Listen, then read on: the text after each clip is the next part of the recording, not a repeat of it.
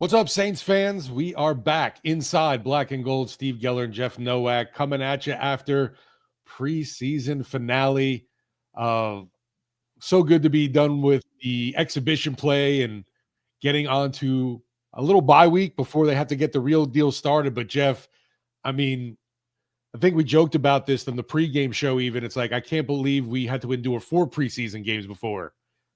Yeah, I remember. I mean, back in the day, they had to play like 6 of them. So Yeah, just imagine that. 3 more, right? Imagine if we were getting done with that game. We're like, oh, halfway done. Oh, yeah, I'm excited. I'm excited. And I'm excited for like the regular season to be here. I'm excited to have a week off prior to really having to dive into that regular season too. But no, it's gonna be a lot to talk about. We decided to do this on Monday rather than the day after the game. We're a little behind here, but it just made sense. I mean, every single Saints game this season is going to be on Sunday. We're going to be doing this kind of post-game breakdown on Mondays. So it just kind of made sense to do it on Monday this week. So we're a little behind, but you bear with us. I also wanted to wait and see whether Kellen Moore maybe might announce the quarterback on Monday. He did not.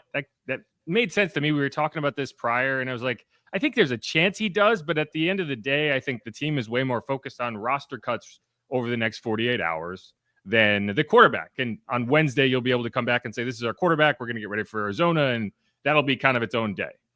Did you have something? No, I was just thinking, I was hoping at least he'd come out and just be like, Spencer's the starter, guys. We're going on to Arizona, blah, blah, blah. Yeah, I mean, that would be nice for us. I don't think that would have made a ton of sense for the team, right? Like, like I said to you, like, I also would love if he would do that. I just don't necessarily see how that would actually benefit the team in any way. And so you kind of got that today. So we'll get through that. The first segment, I want to lay out the cuts that have happened just this first in the cold open, just to get through it. Not any surprising names, but we did get 14 names, which, I don't recall this happening in the past where they kind of split it up over 2 days. I appreciate it because let's be real. There are 14 pretty easy cuts you can make to this roster, and that's what they did. Then you'll have another 23 tomorrow. So we're just going to get through that. Then we're going to get into our normal kind of post-game episode, which will be, the first segment. We're just going to talk about the quarterbacks, how we land on it, what we thought of their day. I have some sound from Kellen Moore. I have some sound from Tyler Shough. We'll dive into all that.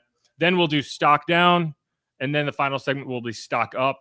If you're watching this on YouTube, you'll also get a quick mailbag. We're not going to do a long extended mailbag, but I like to go through the comments that have come in because I like you to be heard, listener who I'm speaking to right now. But let's just get into that list first. The list of players that have been cut, because it's a longer one, and I do want to at least get the names out there. No one should be particularly surprised by anyone who was cut, but let's just go through it. All right. First, running back Cam Akers. Second, punter James Burnip. And a couple wide receivers, Roderick Daniels Jr. and Moochie Dixon. A couple defensive end edge rusher players, Jasheen Davis, Jeremiah Martin, Omari Thomas. I know I said a couple. That was actually 3. 2 tackles, Josiah Ezerum, Jonathan Mendoza. 2 tight ends, Seth Green, Michael Jacobson. 2 offensive linemen, Kyle Hergel and Mike Panashuk. And then finally, linebacker Tyreem Powell. Those are the 14 cuts. That is 14 of 37 that they're going to have to make by 3 p.m. on Tuesday. So you can do the math, 23 more. Then you'll have 16 practice squad players. A lot of those cuts are going to come back, or at least a good number of those cuts are going to come back. And then if they re-sign if they cut Charlie Smith and no one claims him, they can bring him back on the practice squad as a 17th member. He's the only one who can fill that 17th spot through the IPP program, the International Pathway Program. So that's the list as it is right now. We'll have more tomorrow. Obviously, we're recording this on Monday, and we do not have the ability to peer into the future and tell you who else has been cut. But I'll plan to come back probably Wednesday to do an episode on what I assume will be a quarterback announcement and the rest of the roster cuts. So stay tuned for that. It probably won't be live, but I'll get something out there. But Steve, before we move on, anyone on that list kind of jump out at you? Are you surprised by anyone on that list? What's your take?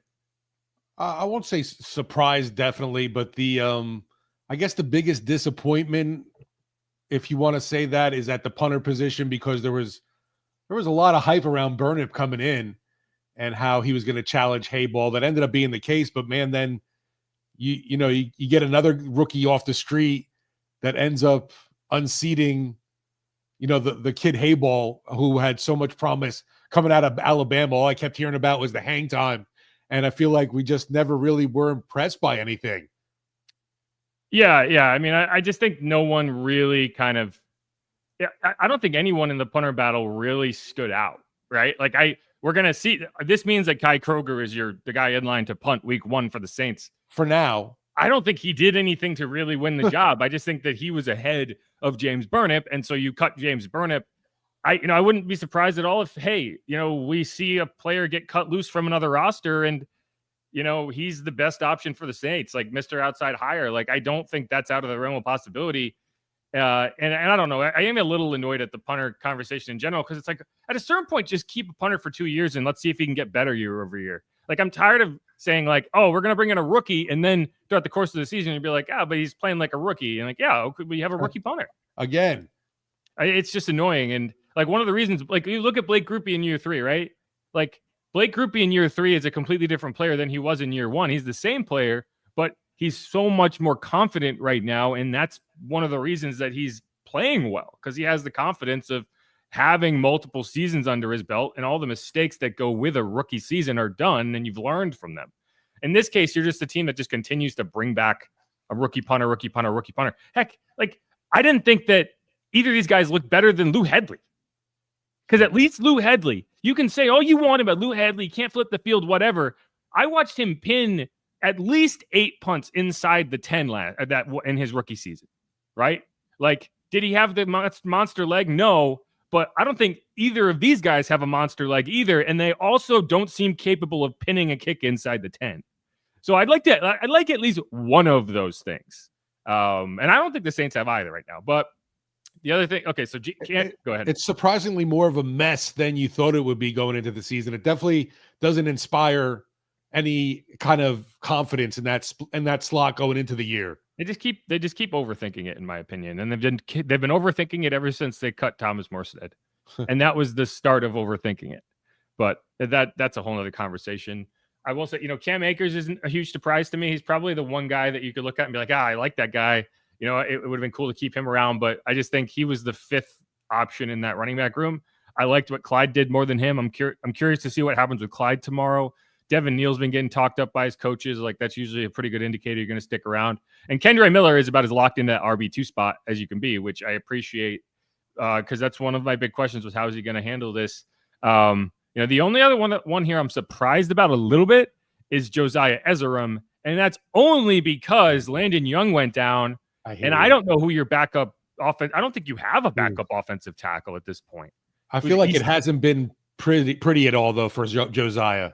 Well, it hasn't, but like, at least he's a second-year player who's been here. Like, somebody, like, right now, if one of those tackles went down, like if Fuaga missed the game, he's dealing with a knee injury right now, I don't know who I'd play. And that's not a good sign. You go through an entire camp. You'd like to come out of it knowing who your starters and your backups are. And I don't know who the backups are. Like, is it going to be Easton Kilty? Right? And to me, that this cutting Josiah is less about Josiah as it is an indicator that if I'm the Saints, I'm going to be very active on the waiver wire at the offensive line spot, because I think there's a chance you bring in 3-4 different players on waivers, and that'll change this first 53. So that's the only thing I got. And I think we can end it there unless you got anything else. No, another one of those offensive linemen you mentioned. I like Kyle Hergel, the guy, and I was rooting for him. He just didn't get things together, at least to make it this far. I don't know if he'll be a practice squad dude. He could be. I mean, he kind of had his role taken by Simpkins. Like, when he wasn't the guy off the bench to take over for Will Clapp, I think that was pretty telling that his kind of role was gone. But yeah, but we'll cut it out there. We're going to have 23 more cuts, and honestly, a lot more interesting cuts to talk about than the ones here. But I do appreciate that we got these out of the way today, so that the next conversation can be about those guys. But all right, let's wrap up that segment. We're going to come back, dive in on the quarterback conversation for one segment, then do studs and duds in the second and third segments. We'll also have a mailbag in the back end for the YouTube audience. But all right, who dat? Go Saints. If you haven't subscribed yet, please do that. Follow me on Twitter at Jeff_Nowak. You can follow Steve at Steve Geller WWL. And otherwise, stick around. We will be right back.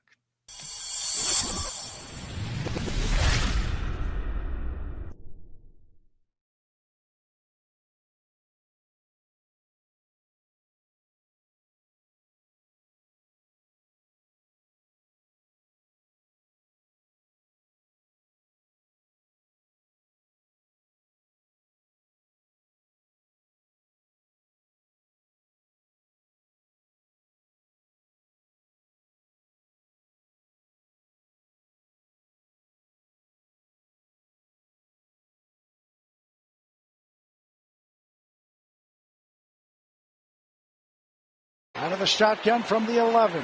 Can get a first down. Shough keeps it left side. 10. He's going to just skip into the end zone. Tyler Shough, RPO, read it perfectly, pulled it back out, 11 yards. And Andrew Farmer had a shot at it, but it wasn't really much of a shot, and Shough takes it in for the touchdown. That was Mike Haas on the call of Tyler Shough's first career rushing touchdown, and I have a feeling we're going to be hearing that a lot. Like, that was a Daniel Jones play, right? Like, I get to see Daniel Jones on that play because that's exactly the type of run that I've seen him make. But all right, we're back in on Inside Black and Gold. Jeff Nowak, Steve Geller coming at you. We're going to talk about quarterbacks. The QB1 question is still a question. Kellen Moore spoke to the media about 45 minutes ago, had the opportunity to declare a quarterback, said they are still going through the process, whether you believe that they haven't actually picked a quarterback. If he doesn't know in his mind who the starting quarterback is, they have not announced it. I don't think they have told the team either. I think that's probably the holdup, is you want to make sure that you're not telling the team through the media who the starting quarterback is. It's too important of a decision to kind of do flippantly like that.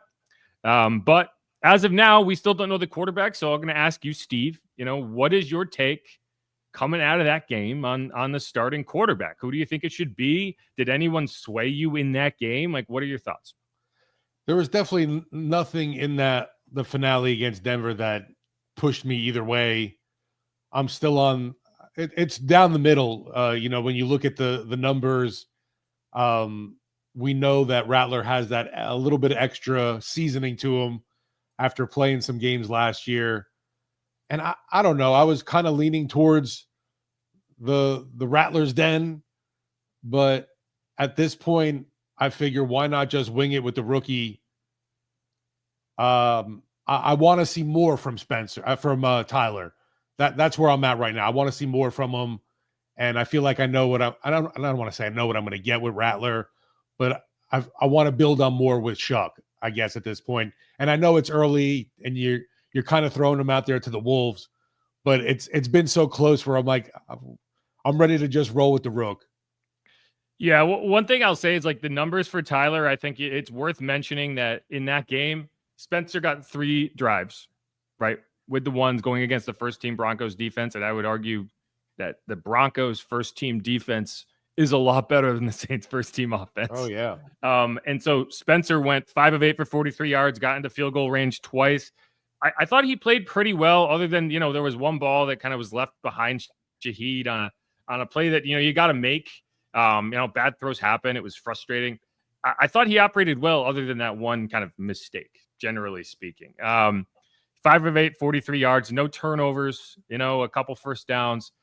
And Tyler, his numbers in the end are like 12 of 22, the rushing touchdown, but that came on a 4th drive. And I think it's, if you look at it as a competition, you have to at least consider, okay, Spencer got 3 drives, Tyler got 4 drives. So what did Tyler do on the first 3 drives? Because if I'm Spencer, I'm like, hey, if you gave me a 4th drive, I would have done the same thing. Whether that's true or not, that's how you would look at it. And I think the coaches have to at least consider that, because if you cut Tyler's day off after that 3rd drive, which justifiably you could have done, the reason you didn't do it just was the same reason you didn't cut off Spencer's day after he had a sack fumble in the opener against the Chargers, because you don't want that to be the final image of a rookie's final preseason game, especially if he doesn't start week 1, which he probably won't.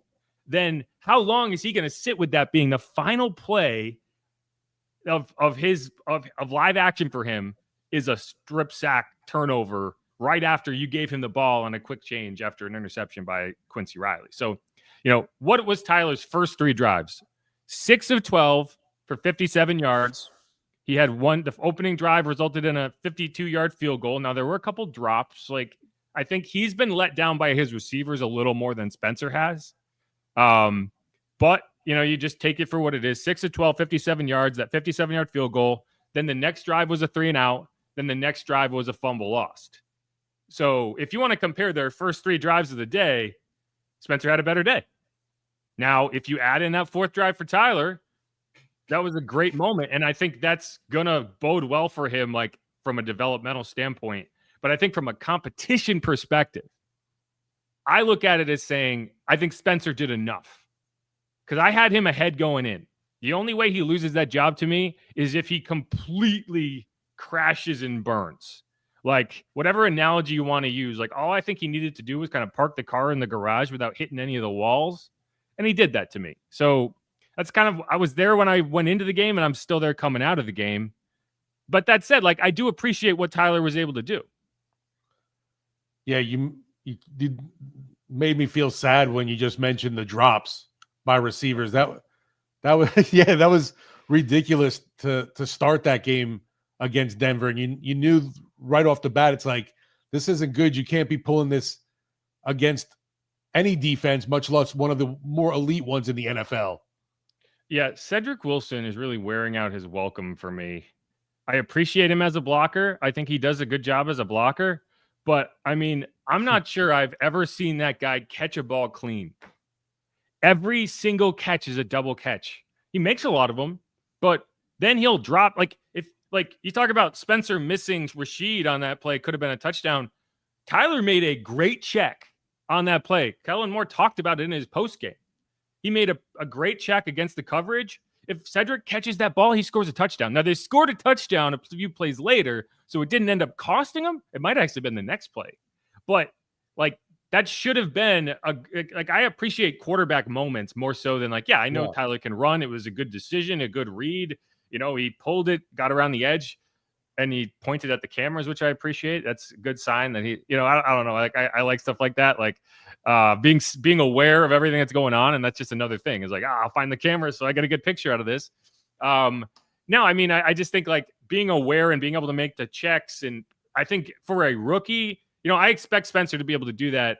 Sometimes you wonder for a rookie, how simple are they making this, and how much kind of freedom does a rookie have within the offense to change a call, to identify a defense and check a route into something that can beat it. And I've seen him do that multiple times. And that's the type of thing that gives me confidence that when he does get in, he'll be ready to play. Now, I still don't want to throw him to the Wolves in week 1. I really don't. And here's the thing, like, I've had a couple people say, yeah, but like, if you feel like he's the guy, why wouldn't you do that? It's because I operate under the belief that there's no such thing as a rookie quarterback who is ready to start week 1 in the NFL. There are only situations where you don't have the luxury of being able to have that guy sit and wait. And some of those situations are because you spent the number 1 overall pick on a quarterback and it just is not going to be an option for you. A Joe Burrow, a Bryce Young, a Caleb Williams. Like, you draft a guy number 1 overall, you're playing him. There are situations where you don't have a viable quarterback to put in, right? If they had Derek Carr, we wouldn't be having this conversation. The only reason we're having this conversation is because it was not clear going in whether Spencer was a viable option to be that bridge guy. And I think what Spencer has done is showed you that he can be a viable option there. I don't think he showed you that he can be a long-term answer at quarterback. He's going to get an opportunity to maybe do that if he plays, but I always felt like if you had a guy that you could trust to, at minimum, get you past the buzzsaw that is the Bills in week 4, from that point on, I'm willing to put Tyler in. If Spencer plays so well that you want to go roll with him after that game, even with a loss, if you're 2-2 and he's playing well, sure. But if not, then, I don't know, maybe avoid the Giants in week 5, because I'm not sure I want that pass rush to be my rookie debut, but week 6 against the Patriots, by all means, like if things are going poorly, week 6, go. And then I think you've given Tyler enough time to kind of acclimate to what an NFL season is like, to what a game week is like, to what an install is like. What are some of the difficulties that a quarterback goes through on game day? He gets to watch whatever mistakes Spencer makes and learn from those. Like that's going to benefit a young player. And I just think the only reason you would say, let's throw him in week 1 is if you don't believe that sitting and learning at the NFL level is going to benefit you. And I just disagree with that because I think there is significant inherent value in allowing a guy at least some time for that to happen. I think that's likely the scenario. I've just come to the point where from watching the team, I'm ready to just go all in with the Rook right away because there just really hasn't been any kind of separation in what I feel like you're going to get out of the quarterback. I don't think Spencer gives you any more of a chance to win than Tyler Shough right now. So I'm just ready to push my chips in with Shough. Yeah, I mean, I don't disagree with that, kind of fundamentally, but I don't think that's necessarily the question because to me, the question is, do I believe Tyler can be a successful quarterback at the NFL level? And I think, yes. But in doing that, I need to make sure I put him in the best situation. And I just don't think asking him to go run into a buzzsaw is going to do that for him. Like, you just as easily can destroy a quarterback as much as you can make a quarterback. And if I end up having to bench him because it's going so poorly, that's on me. That's on the coaching. If I put Tyler in week 1, my goal has to be I'm sticking with him through all 17 games. Unless it's going so badly that you just can't, like Bryce Young, right? Like, and here's the thing, like I've had people say like, well, Bryce bounced back from that, but you don't think the Panthers would rather have done that differently? Like, you want to emulate the Frank Reich Panthers? Is that who you want to emulate? Like, no, I want to be the Andy Reid Chiefs. I want to be the Alex Smith, the Pat Mahomes, and not saying that that's who it is. I guess, okay, be the Eagles, be the Doug Peterson Eagles with Carson Wentz and Jalen Hurts in 2020. Like that's who you can be. So, it's funny because the other comparison you can make is the Drake May Patriots, but both the head coaches in those scenarios got fired. Doug Peterson got fired immediately after that season, and his predecessor benefited. And Gerard Mayo got fired that season, and Vrabel's going to benefit. But either way, that's kind of where I'm at. Yeah, I would likely see that being the scenario that Rattler gets the start until he either doesn't show that he's being efficient and effective, or the fact that he just gets mauled because the offensive line's not protecting him.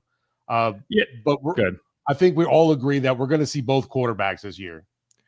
Yeah, and here's the other thing. Like, I think people are looking at this as like, oh, playing Rattler and then benching him is like useless to you. I don't know. Like, it's not the end of the world to have a backup quarterback with like legit NFL experience because you're probably, even if you start Tyler, you're eventually probably going to be in a situation where you have to play your backup. And I don't hate the idea of him having 10 starts under his belt or however many starts he gets. So, like, I don't think it's a net zero if you put him in and then only have it be however many games. Because actually, and the funny thing is, like in the run we have seen from Spencer, he's played his best in situations where he didn't start. Like his best game as a pro against Washington, where he came in at halftime, right? His best preseason game against Jacksonville, where he came in at halftime. And that's not a thing that I would point to and say, wow, that's a great feature of an NFL starter, but that's actually a pretty good feature to have for an NFL backup, right? If you get into the third quarter of a game, you're winning 17-0. And that's always the example I use because we watched it happen week 2 against Green Bay a couple years ago. Like, if he got in that situation, could he lead one scoring drive and finish off a game? Because if you do that in that game, you win. But the Saints at that stage, no disrespect to Jameis, but they did not have a quarterback who was capable of going in there and leading one scoring drive. So take it for what it is. I mean, like I said, I think whoever goes in at quarterback has their own challenges ahead of them. I don't know necessarily even if, like I said, being inept in the offense will get you yanked before getting hurt will, because, I mean, protection is just bad right now, and the depth for the guys doing the protecting is bad. No question. This is Kellen Moore talking about Spencer Rattler's performance on Saturday against the Broncos. Yeah, Spence did some really good work today. I thought he made some excellent decision making. And, I think the one that he's going to sit on is that we just missed an opportunity to throw it. Right behind. It ended up right on the back hip of Shough. But other than that, I thought he did some really good stuff. He went through some progressions really well. Found some guys. That's a really good defense. They're going to give you some looks. Vance obviously does an excellent job, and so I thought it was some really good work for him. Going on fourth down, there. Oh, that's the wrong one. Hold on. My opinion probably definitely changes greatly if he ends up connecting with Shough. Right. If he hits that pass and Rashid takes it to the house for a touchdown, suddenly we're talking about how great Spencer played. Now, one of his biggest issues to this point, as far as I've seen it, has been accuracy over the middle of the field. He has a tendency to miss his spots in that part of the field, which can be a big negative, right? I do appreciate his willingness to throw over the middle of the field. I just need him to be more accurate. I also think, it's an interesting comparison because both these guys are mobile, but they use their legs in very different ways. Like Tyler's runs, QB runs, are almost always going to be like in phase with the offense. Like they're going to be called a zone read where he uses his legs. And when he extends the play, it seems to be, I'm looking to stay behind the line of scrimmage. I'm looking to find an outlet as opposed to tucking the ball in running. We saw that in that game, right? Like there was a play that he found pressure. He spun out of it. He didn't just tuck the ball and run upfield. He found Devin Neal on the sideline for a really nice, it was 3rd and 5. Devin Neal took it 9 yards, and he got the ball to his playmaker and let him do the work. What I've seen from Spencer is he's a lot quicker to pull the ball down and use his legs and take the free yards, which is probably better for him because I think at times when he's trying to extend behind the line of scrimmage, he gets a little frantic. When he gets the ball out, he can be accurate, but you never see a touch throw. It's always a bullet. And I think you see drops in those situations because it's a bullet pass. You saw that to Dante Pettis. You saw that to Michael Jacobson in that Jaguars game. There were 2 instances where Spencer was outside the pocket and he tried to throw it. And he's like, it's tough for anyone to catch a 100-mile-an-hour fastball if you're not, especially if it's not like the play. These guys aren't ready to catch at that stage. And suddenly it's either going to catch you or you're going to die. So I don't know. It's interesting to watch them play differently. And I'm honestly not sure which style of play actually is best for the Saints at this point because, I don't mind a situation where, the quarterback isn't putting the ball in danger and just takes 5 free yards. Tyler, I think, is more likely to just throw the ball away and avoid a sack, whereas Spencer is more likely to turn that into +5. But then there's instances where he can't find a lane and it ends up being -4, whereas a throwaway is 0. It's save, live to play another down. So it's kind of it's an interesting balance. And I just think they're very different players in that regard. Like as you watch them more and more, the differences in their play style becomes very clear. I do think that Tyler's play style is a little bit more conducive to, okay, once we get this offensive line figured out and once we get the playmakers figured out, that's kind of how I want a guy to play.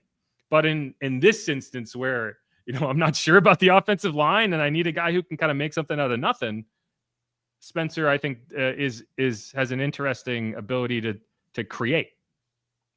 I did really like one of Shough's throws. There was nothing, obviously, that was huge, down the field or anything, but there was play. He got pressure, rolled out, then did like a little spin and able to like sidearm it to Devin Neal for a little bit for a short gain. But it was still, it looked nice. And that was something that made me smile, at least, about Shough's play when you're looking for those positives to build off of. Yeah, that's the play I was talking about, right? It's 3rd and 5. Instead of just pulling it down, he probably doesn't get there. He probably gets 2 or 3 yards and gets tackled. Right. He gets to do a playmaker. It's like those guys are there. And I think that playing that way is helpful for you to get, it's like you hear sometimes they talk about, okay, I want the quarterback to play like a point guard. That's more of a point guard mentality, right? Like I want my point guard, even if he sees a lane to the basket, if he doesn't like it, if he sees a guy with a wide open layup, get him the ball. Like you can be the hero or you can let someone else be the hero. And I think that builds confidence in everybody. And that's when you start to see guys make plays. It was also a big moment for Devin Neal because it was his first time on the field. So it showed some trust between a young quarterback and a young running back who hasn't got a lot of reps together. The other thing I'll say about Tyler, and again, I'm projecting that Spencer Rattler is the week 1 starter. So I have people in the chat telling me how biased I am. Like, I actually like both these guys. I think there's a pathway for Spencer to start and get an opportunity to showcase what he has. And like, yeah, you probably intend to have a plan ready where it doesn't go well and you turn to Tyler. But if I'm Spencer, I don't care, because that's still an opportunity for me. And I think that's the way he's approaching it. Like, you can doubt me all you want. My job is to go out there and prove you wrong. But what I think the thing with the QB battle, whoever does get picked, even if it is Shough, I think you can argue either way here. There's not going to be one that I'm like, oh, I can't believe they're doing this. Right. It's been close. And I think if it being close isn't it, like, that's why when we went into it, and then there were people saying if it's a tie, it goes to the guy you've invested in. I never agreed with that, because I think the investment is what makes you want to protect Tyler more so than throw him in just because you drafted him, because I think he has a better chance of succeeding if you give him time. But what I appreciate about Tyler, and what I have appreciated about Tyler, and I think is going to be a big part of why, if he is successful at the NFL level, he is that way, is because of how he reacts to bad things happening.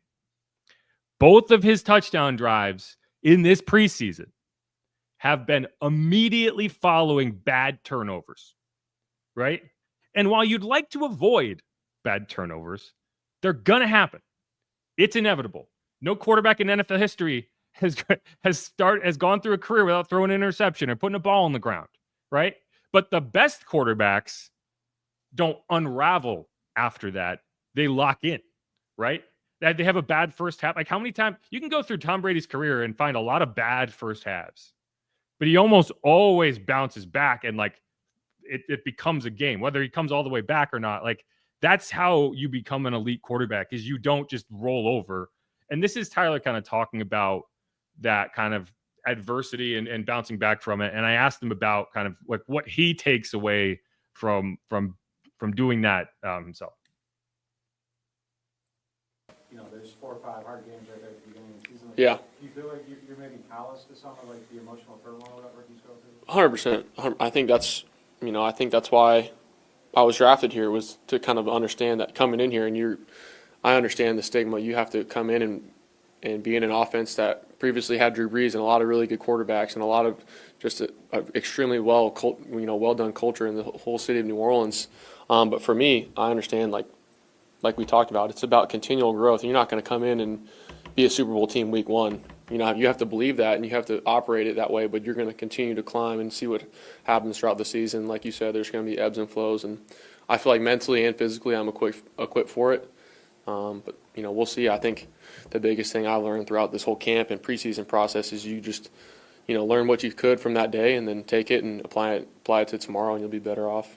And that same kind of vein, both of your touchdown drives this preseason have come immediately after turnovers. Like, what do you make of that? Is it just coincidental? Is there something to be said for kind of locking in after a bad moment, not kind of unraveling? What do you make of that? I think for me, it's just a continual effort, and for me, I really am trying to be really intentional about communicating on the sideline and getting up in the O-line's face and like, we're going right back down the field and we're going to score, giving them a headbutt, whatever it may be. Just like you said, maybe not locking in, but just having that urgency. I think regardless of the drive, bad things are going to happen. You're playing football, you're throwing a ball here, it may get tipped or intercepted or sacked or, whatever it may be. So just operating wise, that's the biggest thing. And we had, I think 3 or 4 conversions on that last drive for 3rd down. And it was just really well done. So by the whole offense, I think to your point, it's part of the game, and you got to answer the bell. Yeah, and like I would be like, there's a lot of things that I look at and Tyler needs to do better. But like when you make a mistake as a young player and you're able to come back and play your best immediately after that, I think that's a really good sign. And we'll see how it goes. But that's all I have. You have anything else on the quarterbacks before we move on? No, we did get to see a little glimpse of Jake Haener. Jake the Snake, baby. I'm curious what ends up happening with him. Does he end up like trying to do something with another squad and you bring back Deckers? I think you probably do bring back Deckers. I think you probably keep Jake just because having a third quarterback is You know, like you get one quarterback injury, suddenly that's an important quarterback to you, right? Like, and having a backup that knows your offense isn't the worst thing in the world. I did pull this out of the pile because, you know, the way I have it up there is the stack on the left is current Saints. The stack on the right is former Saints. So I pulled this out of the pile just in case I have to shift it over to the to the other pile. But I figured I'd give Jake his day beforehand. I mean, I think there's a chance that you try to sneak Jake onto the practice squad, but we saw like Ian Book got claimed on waivers. Like quarterbacks, teams are way more willing to take a shot if you have a spot open and you're like, hey, what's the end of the world if we keep this guy around? Like, I don't think it's out of the realm of possibility that you cut Jake and you don't get him to the practice squad, because I think they thought the same thing when they cut Ian Book. They're like, there's no way someone comes in and claims him, and look at the Eagles, take him off your hands. So, you know, I wouldn't be surprised if they keep him around. Kellen likes him. You know, they don't have a veteran quarterback, and he kind of serves as kind of a sounding board for a young player. So I don't know. We'll see. I don't think it's the end of the world if they cut him, obviously, but the children were disappointed in getting that card, though. Yeah, there was the only time all camp that I had someone hand me a card back was when I gave him a good Jake Haener card. It was like numbered. It was a nice card. And they're like, I don't want it. You're good. Keep it. So I think that's kind of telling. But yeah, that's it. That's all I got. But all right. Who dat? We're going to wrap up that segment. We're going to come back and dive into the duds who didn't help themselves in this game. And then the final segment will be the studs. I don't know why that was a weird inflection. I'm sorry if that made anyone uncomfortable, but we're going to keep going. Who dat? Go Saints. Jeff Nowak, Steve Geller. We will be right back.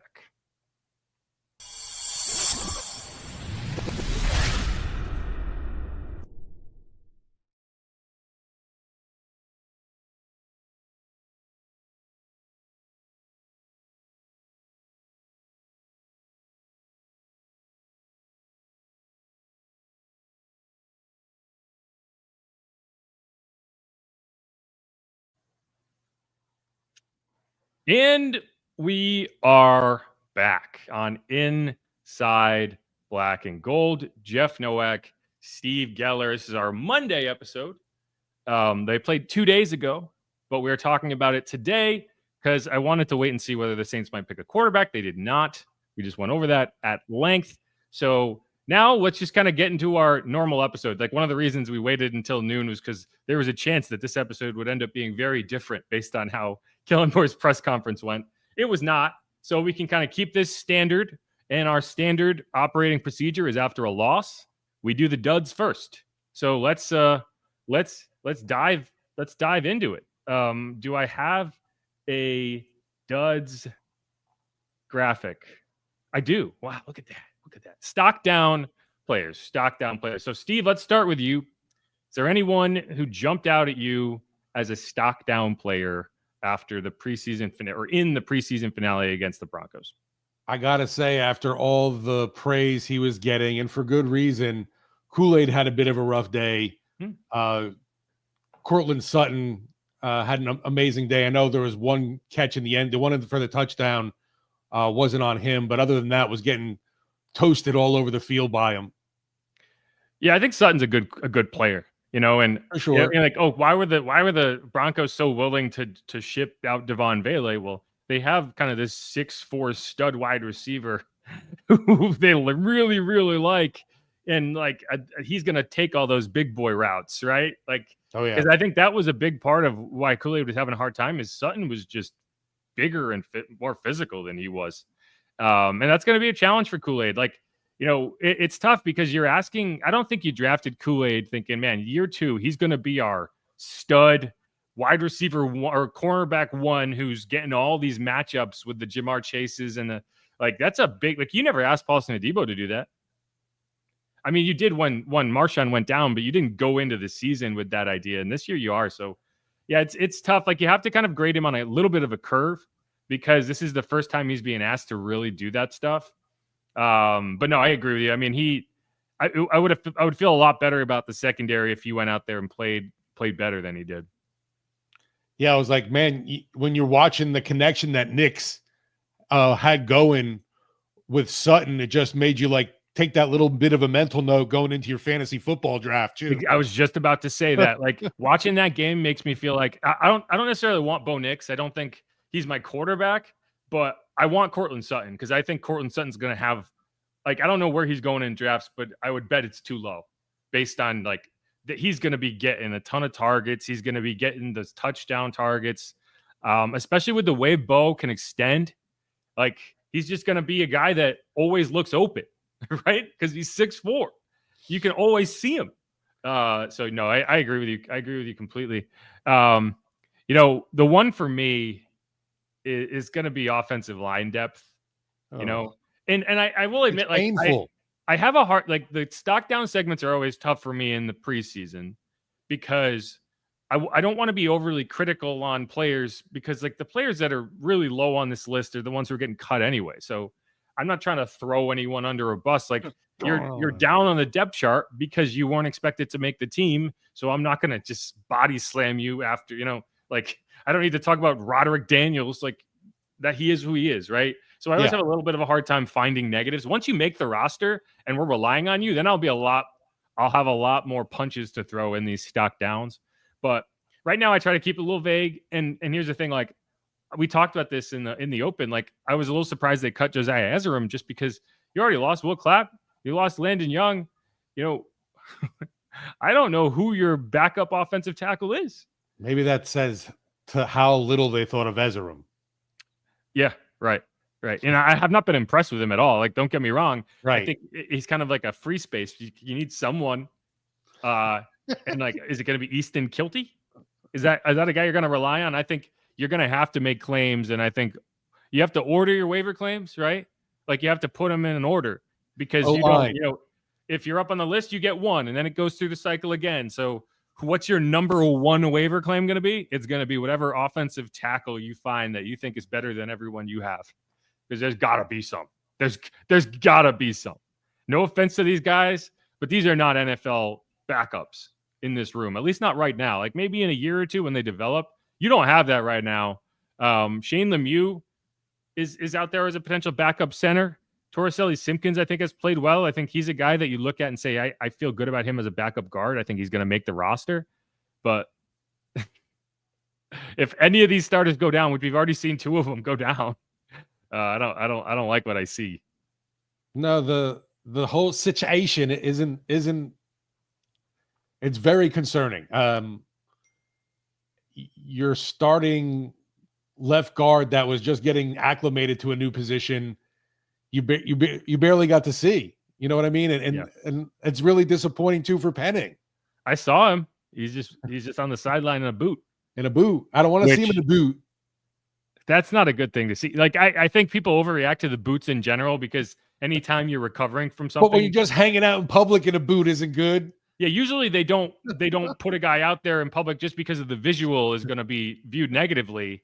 While I think it is a little overplayed sometimes because like it's nothing to put one of those things on. It's not like he's in a cast, right? But it's hard to imagine a guy going from having to walk around in a protective boot to playing NFL football in 2 weeks, right? And it makes me wonder if he's an IR candidate. Like, how long is that window? And are you better off saving a roster spot if he's going to be out for 4 weeks? Because you get two IR spots that you can designate early. I think Landon Young's going to be one of them. And then you look at, okay, Rico Payton's hurt. Maybe it's him. Maybe it's Penning. But I'm losing confidence that he's going to be back week one. And I don't know. I think Radens has actually played okay on the left side. Like he's a much better pass protector than run blocker at this stage. But yeah, that's just a bummer. And then, of course, not seeing Fuaga around because of a knee issue. I mean, we don't think it's anything serious, at least what coach is saying, but still makes you worried. Yeah, well, the problem is it's hard to take Kellen at his word when he says nothing is serious. And then, no, look, Trevor's still out, right? It's not a big deal. He's still out. He might not play week one. Alontae Taylor, minor groin injury. Where's he did say about Landon Young, it could be some time. Yeah, well, that's obvious. I mean, you could tell by the way he went down. I feel it's a bummer. I really like Landon Young. Like, I don't think he's the greatest player in the world, but he's a good locker room guy. He's willing to do anything. He's a dirty work type of player, and you want those guys. That swing tackle position is important. Like those guys think about how much James Hurst got on the field, even when he wasn't one of the starters, constantly. So, that's a bummer. But let's move on. My next one is short yardage offense. Oh, and one of the reasons I'm saying this is not because they didn't get the conversion. It's because of when I asked Kellen Moore after the game what went into that, I thought he might say like, well, it's preseason. We're just going to see what we have there. And he didn't. This is what he said. Down there, obviously, is that kind of hey, we want to see this part of the offense, or was it just a moment you wanted to be aggressive? Yeah. I mean, it's 4th and inches. We're going to lean on going for it in those situations, and we got to convert. And so, we ran one particular play. We'll see how it looked on film. We'll address that and put ourselves in position to go for it again. Yeah, and so that to me sounds like a guy who's tush push. They did run the tush push. That was a tush push. You didn't see that? Good tush push. No, it didn't work. Right, but that's what they were doing. And here's the thing. Kellen came in saying, "Hey, if we want to run this play, we got to work on it. We got to practice this." I didn't see them practice one quarterback sneak. So like you haven't practiced it. That's the first time all offseason I saw them do that. Well, to be fair too, from what we've witnessed. I've witnessed most of it. When are they doing it? The day they tossed us out of there early. Right. If that's great. Do you spend the entire day doing it then? Exactly. So they haven't been practicing it. So maybe that is something where they haven't got a ton of reps at it. And maybe that's something you'd work at as you get closer to the season. I don't know. But to me, that sounds like a guy who's going to be very aggressive on 4th and short. Yeah. And so like, I don't mind that. I actually think it's one of the biggest lost value plays is punting on 4th and short at any point of the field. Like now it gets a little bit more pressure packed when you're at your own 36 or whatever, like they were, but like you should be able to pick up 6 inches at will. You should be able to. Now that doesn't mean you can. And I think one of the Borderly says tush push gets practiced behind closed doors. Yeah, but they haven't been practicing it. Because they haven't had behind closed doors practices at this point. So one day. Yeah. Anyway, like what I'm saying is like one of the reasons that I feel like Tyler would be a better option if you're going to be going on 4th down all the time is because, Spencer, he's willing to put his head in there. He's willing to get his nose dirty. He just doesn't have the size. Like he's just not built like that. Right. Whereas Tyler's 6'5", a little stronger. Like I think he has a much, like one of the reasons the tush push, like everyone talks about the tush push like it's a cheating play. One of the reasons the tush push works is because Jalen Hurts has these like mountains for quads. Like he squats like 600 pounds. So he's able to burrow in a way that Spencer just will never be able to. So if you don't generate the push for him, he's just going to bounce off. And that's kind of what happened. So you need Taysom for the tush push. It's not the worst idea I've ever heard, right? Like, and here's the thing. You would be kind of projecting it. It would make it obvious, but that's an obvious play. Whoever's running it. Exactly right. So maybe that is something when Taysom comes back, you run it with him, but like, I don't know. Like Kellen is a guy who comes into this offense having spent a year basically being able to dial up a free first down on every 4th and inches play. He is not a guy who's going to get into a 4th and inches situation and feel like we're going to punt because every nerve in his body is saying, we can get this. I spent the whole year getting this. You mean now I'm going to change? Like, no, like his whole mindset is like, we got this. And the Eagles and the Saints are very different in terms of how effective they're going to be in short yardage. So I'm really just saying this to prepare people for situations where the Saints are like, we're going. And you're just like, what? Because like Deuce was talking about it during the game, like, well, I don't think they're going to go here because they've been treating the rest of the game like a game. Like they're punting in game-like situations. They're calling, like they're kicking field goals rather than trying stuff just to see that part of the offense. And so he was surprised. Like, wow, I'm surprised they're doing this because they're playing the rest of the game like they would a regular season game. And I think that was them playing the way they're intending to play in the regular season. So just get prepared for turnovers on downs in parts of the field that you haven't been seeing. And that's really all I'm saying, because I don't think that the Saints short yardage offense is going to be anywhere near what Kellen's used to, but he's still going to call it the way he's been kind of trained to. No, it was really, you couldn't believe that the two short runs, we couldn't even get any yardage on. Sean Payton ends up, winning a challenge for once in his life in the Superdome. It was definitely a little discouraging there. You'd ended up with decent rushing numbers, but like you mentioned, I had no confidence that when I needed just a couple inches, a yard, that this team can go out there and get it. And who's going to be relied on to get it? Yeah, there is a level of, man, if that's Alvin, do you get that? If you had Clyde out there, like I would have seen them I would have loved to see them not have to get the fourth down, and that would have solved that problem. But like, you're inevitably going to get in fourth and inches situations. Right. And I'm just not confident right now that they'll be able to execute. And that'll mean a lot of turnovers on downs in bad situations. But maybe you toss it to Alvin and then he throws it downfield. Again, like I think I trust it. Like Alvin is the type of guy that I have a feeling was going to find that yard that they weren't able to get. But that said, that play also kind of leads me into my next stock down, which is virtual anything. Oh, not virtually anything. I'm talking about virtual anything, as in the virtual measurement system is the dumbest change the NFL has made maybe ever. Like, it doesn't make sense. It doesn't solve any problems. It takes forever. The graphic looks corny as hell. Like, in this situation, Clyde, and again, the issue that exists remains, which is that the refs constantly misspot the ball. And all it's doing is measuring from where they inaccurately spotted it to the line to gain, which we could see anyway. And so in this instance, like watching it live, and I don't know what the experience was like watching on TV. I don't know if maybe they spent a lot of time in commercial or whatever, but you're just standing around. Like, this is a 3rd and short play. The Saints run it. They figure out where it's spotted. They put it down and they say, we got to measure. And then everyone kind of just looks around and kind of twiddles their thumbs. And like 5 minutes later, the chain gang could have run out 3 times by now. 5 minutes later, they flash it up and they're like, wow, first down, go Saints. And everyone cheers. And then after this long delay, Sean says, all right, I'm going to challenge it. Great. As he should. And the refs come back about, 2 minutes later and say, actually, we screwed up. It should be a half yard further back.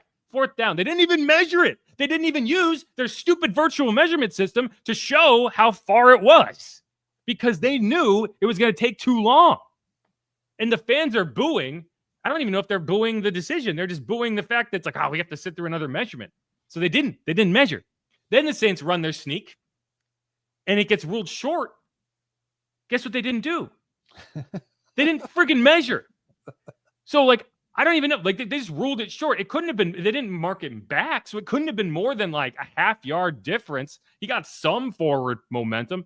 And like, this system is slow enough to the point that they're not even going to do what they typically would and measure on a 4th and short situation on a turnover on downs, because you don't even have the ability to run the chain gang out there. So like, it's so bad. It drives me nuts. It's the most inconsequential thing, but it's so stupid that I cannot stop raging against it.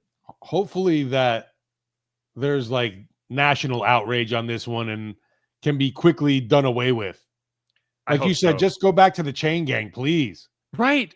Who was like, man, if only they could get rid of the chain gang, sport would be way better to watch.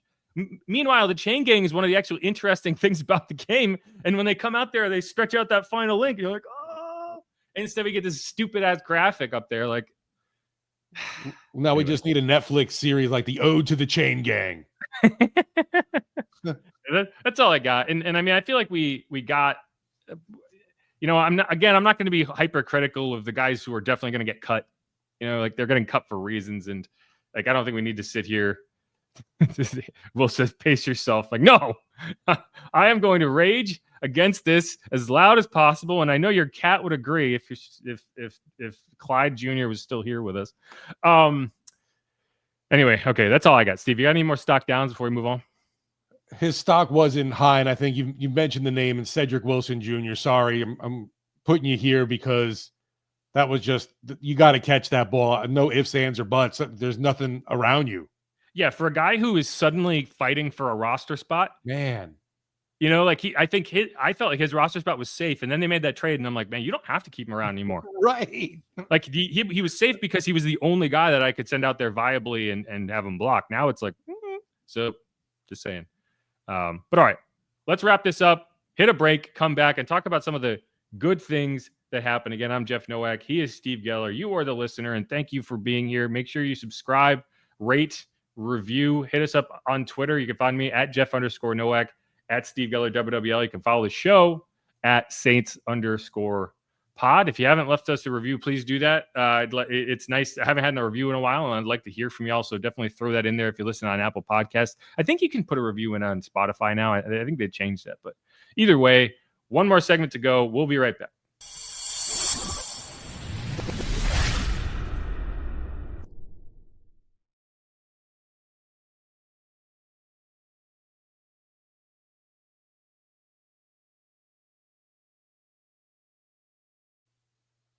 And we're back on Inside Black and Gold. Jeff Nowak, Steve Geller got it's a Peacemaker season, so I have Peacemaker replacing Mike Thomas over here. I still haven't seen season 2, episode 1 yet. I just finished it this morning. It was a good time. It earned its TVMA rating. Let's put it that way. Nice. But yeah, so this isn't a Marvel podcast. It is a Saints podcast, and not a team that you're going to marvel at. Although that's DC, man. That's a rough take by me. I didn't even get the right universe. Anyway, I'm sorry. But no, we're going from the stock down from the duds to, you know, what I would refer to John Cena as a stud. Sorry. But all right. So Steve, after watching the Saints and the Broncos play, who are your studs? Who are your stock up players from that game? Just because we got to see him in action finally. He's alive. Devin Neal, stock up. Great to see him get a few touches, you know, with dealing with the hamstring issue. Right hamstring with him? Yes. I started getting confused because other people are dealing with ankles and toes and oh my. But anyway, with Neal, so I'm getting involved pass and run game. Nice debut. Looking forward to even more of him going forward into the season. I'm not saying there's going to be a ton of touches for him in games, but looking forward to seeing at least what kind of role he can carve out. Yeah, I mean, you drafted him in the 6th round. You invested in him. I think you wanted to keep him around. You wanted an excuse to keep him around, and that type of performance, I think, he gave you the reason you needed, right? Four carries, 20 yards, like that's 5 yards a carry. Like I can't remember the last running back who pushed 5 yards a carry in a season, right?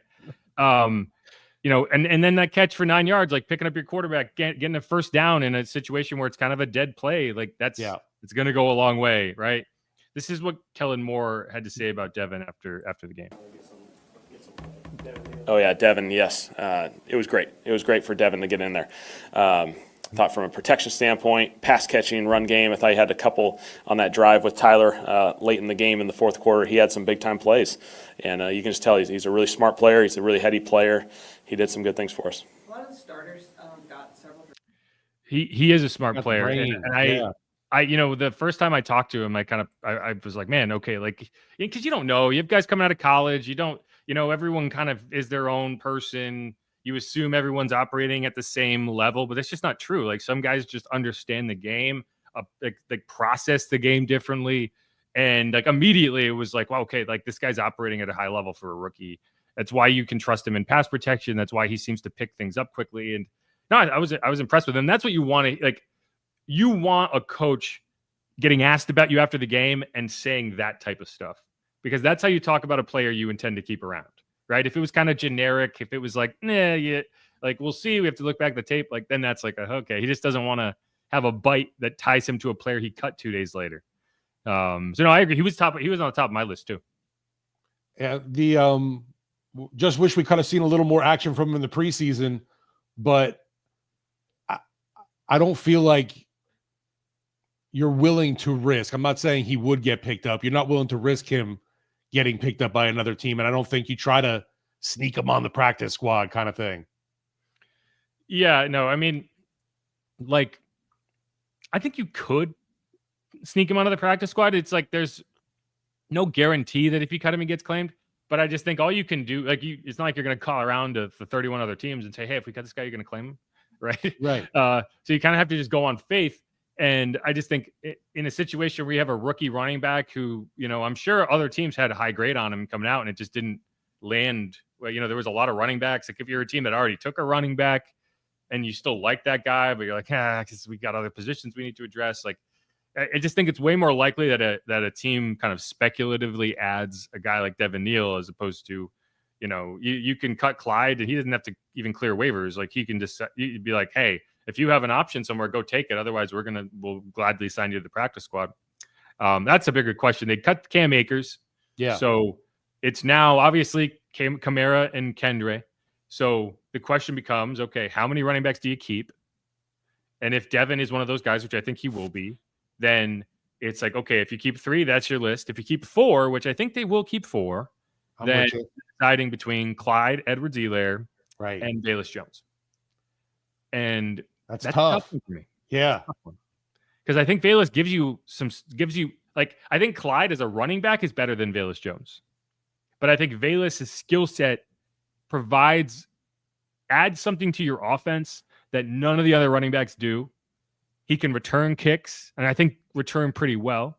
He can cover kicks, and as long as he gets the heck back in bounds when he gets pushed out, like I think he's pretty good at that too. So I'd lean toward Velus, and then you're going to try to sneak. You're going to hope Clyde sticks around, and if he doesn't, it's not the end of the world. But that's kind of where I am with it.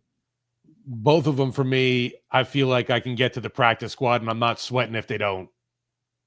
Right, I think that's it. Like it's. I look at Boston Scott. Remember Boston Scott? Oh yeah, yeah. For The sure. Saints drafted Giants killer. Saints draft. Yeah, right. I know Boston Scott way too well. I probably have a higher opinion of Boston Scott than most Saints fans, even though he's from Louisiana. Yeah. Went to Louisiana Tech. But the Saints drafted Boston Scott in the 7th round. Like it wasn't even a UDFA. Like they drafted him. They kept him on the initial 53, and then they tried to get cute, cut him, get him to the practice squad, and the Eagles claimed him. Right. And so a guy that you liked enough to keep around on your initial 53, you ended up losing anyway. So I don't know if they remember that, but that's in the back of my head when I'm considering whether I can cut my young player. Cause it's like, I think the Saints would have really liked to have Boston Scott on this roster for the last, 6-7 years. Yeah. There's gotta be other teams on there and they see the name Devin Neal get cut. And they're like, hey, we had him on our draft board, blah, blah, blah. Didn't get a chance to, round it, or thought he'd make it as an undrafted free agent that I feel would not pounce, but have a higher likelihood of claiming him. Yeah, Angel Morales says, I said he was our Sproles replacement. I don't see him as a Sproles. I don't think he has that skill set. I think Velus would be a closer thing to a Sproles. But I just think he's a good running back. Like he's a good all-around running back. He can run between the tackles. He can catch. He can pass protect. And like, who knows how long Alvin's going to play, right? Like there's a scenario where Alvin plays one more season. You keep Kendre and Devin around, and then they become your tandem, right? So I don't know. You kind of want to keep a guy around for that. Moving down the list, I really liked, like no one in particular, but I really liked what the first team defense did. Obviously the pass coverage got a little sketchy on that final drive. Again, like Cortland Sutton, I think kind of exposed Kool-Aid a little bit. And that's going to be a tough type of matchup for him when he gets matched up with like a big, strong receiver. I think he's going to struggle at times with that. But no, the pressure, the first run of the game, go back and watch it. I have the All-22. I'm going to start parting it out. And this is going to be a clip I post. Is like the first run play of the game is all you need to watch to understand why Devon Godchaux is going to be a game changer for this run defense. Because you can't single team him. If you single team him, he's just going to hold you up, cover one gap, and then has the strength to shed and get to the other gap if you try to go that way and take you down. That's what he did on the first play of the game. Like, he stuffed it himself because they didn't double team him, and he made it hurt. So it's going to be a point where it's like they have to double team him, and then other guys are going to be able to make plays. So, like, really like that. The pressure on that third down, like the pressure look they gave them on that third down, Bo Nix identified it and tried to change the play, but he didn't do it in time, and it caused a delay of game. Like, they're doing things on defense that force the offense to adjust, and that puts them in a bad situation. And then that third and long, if you go back and you watch that grounding from against the Jaguars for Tyler Shough and what happened on that play and the stunt, the kind of tackle and stunt that they ran, where the guy just kind of, the outside rusher just kind of loops around and knocks out the guard. Saints did the exact same thing. It was the exact same stunt the Jaguars ran against the Saints. They did that against the Broncos, and it was Cam Jordan coming through and just wiping out the guy trying to block Brian Brzee. And then Brian just kind of got released and was able to get a free run at Nix. Ball had to come out earlier than he was ready to throw it, and it was an incompletion. So I don't know. I just think everything was working for a first-team defense that was getting in for like the first time, really, and working together. Like, you've seen some of them play, but I thought it just looked good. Like, I think this defense has a chance to be really good. I wanted to ask you, because I didn't get a chance to look back on the replay. I want to know Demario Davis's unnecessary roughness. Was that a BS call or what? See, I haven't gotten to that. I literally just got it downloaded, and I was able to go through the first two possessions. That's something I'm going to look at this afternoon. But I mean, I'm sure it was weak. There's some penalties that get called in the preseason that don't get called in the regular season. It's probably one of them. But he's got to be careful. Anytime, it's you're going to get kind of bogus calls. It's just how it is. Yeah, I think it was like 2nd and 20, if I believe.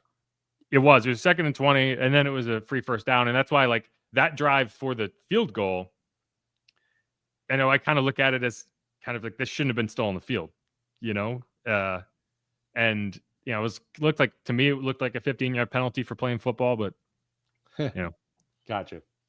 The other guys I was happy about were the depth cornerbacks. I went into the game saying, like, this whole 4th-round comp pick thing as it pertains to Ike Adam, and it's going to be a question. And so I really wanted to come out of that game feeling like one or both of my young cornerbacks that I expect to hit the roster had something to offer. Like, you could put them out there and feel okay about it.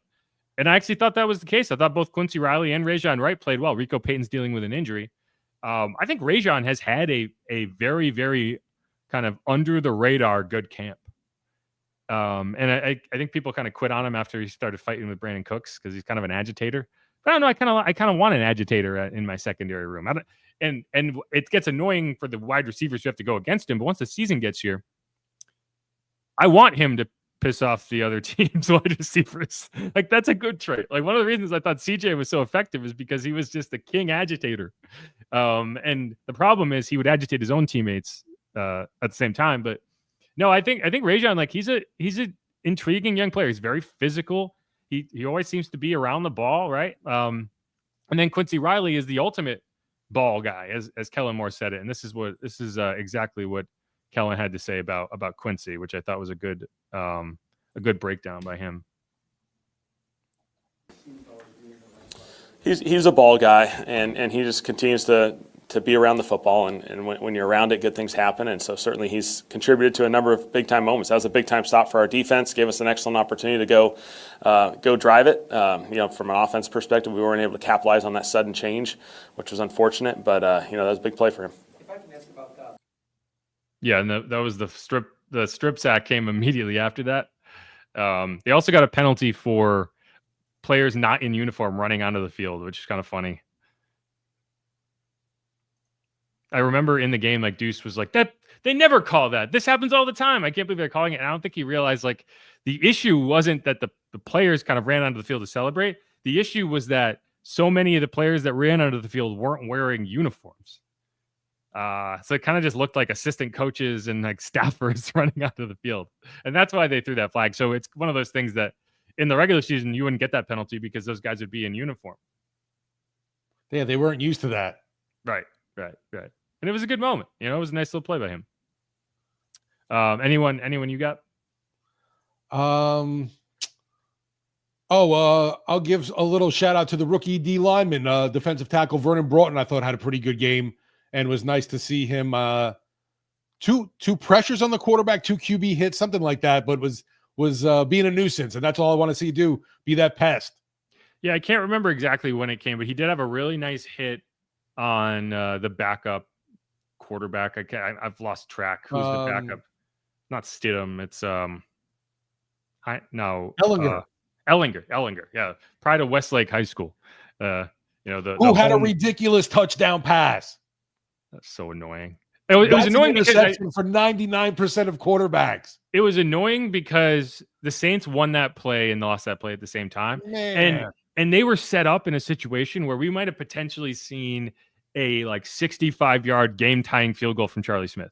It was right in that range where if they move it to midfield, you're just like, yeah, screw it. Let's kick it. Because that's a 58-yard field goal is kicking it from the 40-yard line, right? So a 68-yard field goal would be from the 50. Now, we've seen guys make it from 70, and I think Charlie could make it from 70. So that would have been the perfect situation where you might have actually seen it happen. No, he just throws it up in a wing and a prayer, and it's a touchdown. Yeah, and it wasn't even a good throw. It was just the thing was floating forever.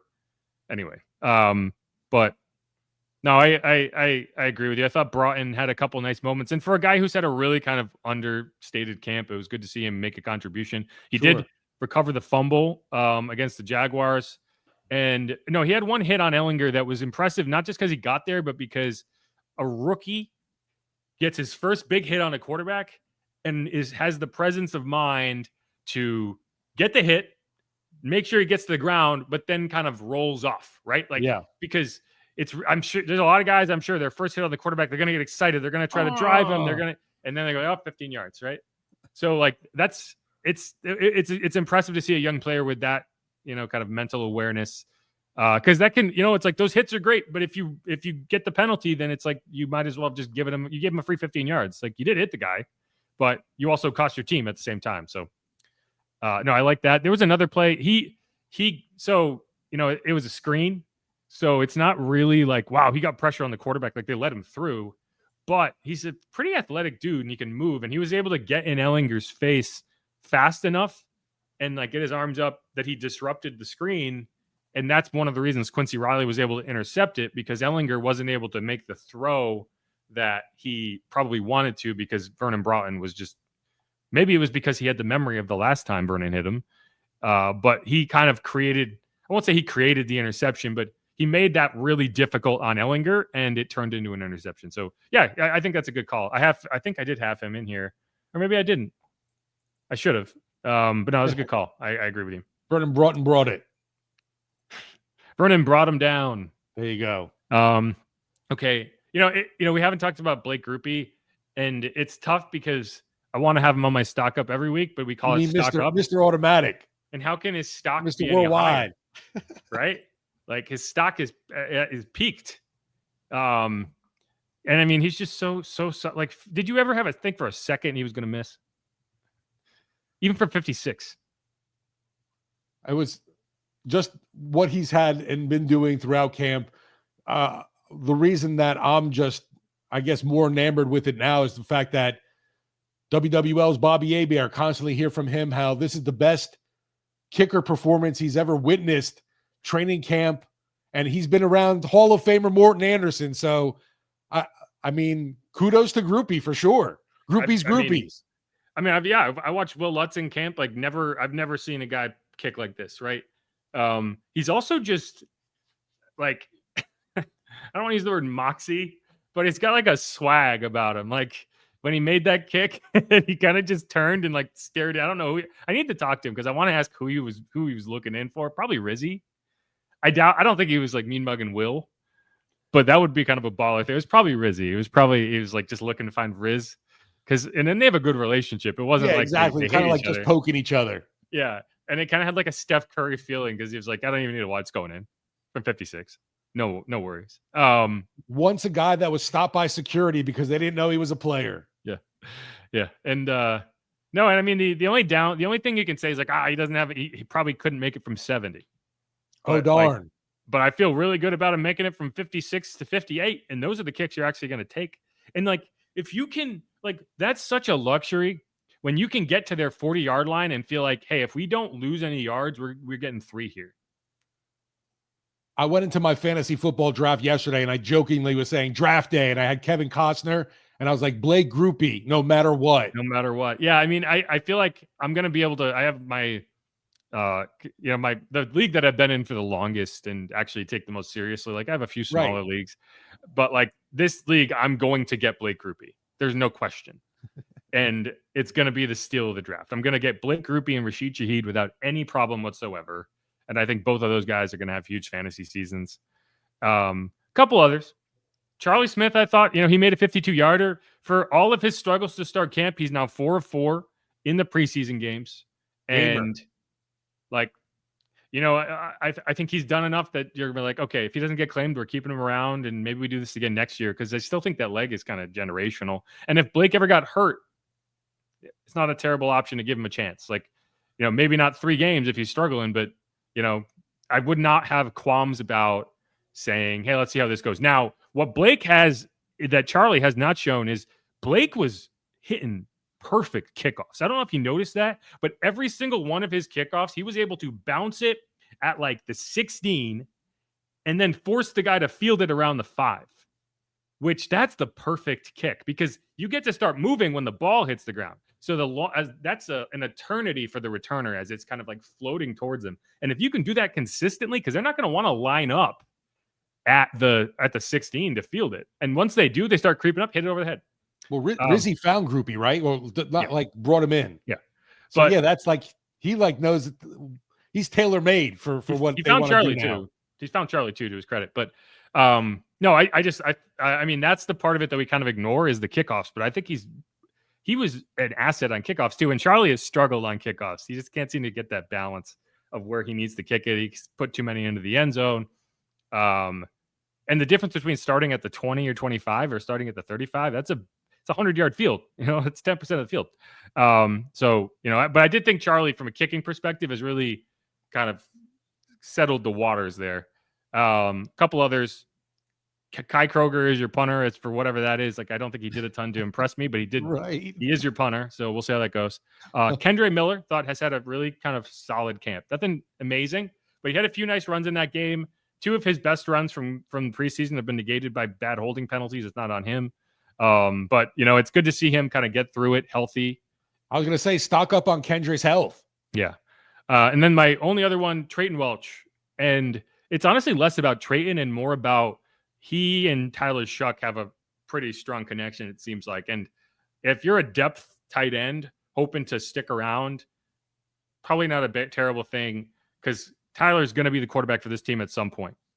And if you need a tight end and he's there and maybe he gets called up or signed to the active roster because they have a strong connection, that's not a bad thing. So, he's made some plays.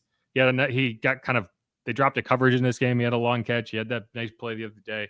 So on a team with that's this thin in the tight end room, that's good for him. No, it's definitely notable. Like, he's confident in throwing that ball to Welch. He doesn't have any qualms about, just put it up there for the guy. He thinks he's going to get it. Yep. Agree with that. You have any more before we close this thing out here? Not anything definitely jumping off at me here from what we've gone through. Let me see real quick. The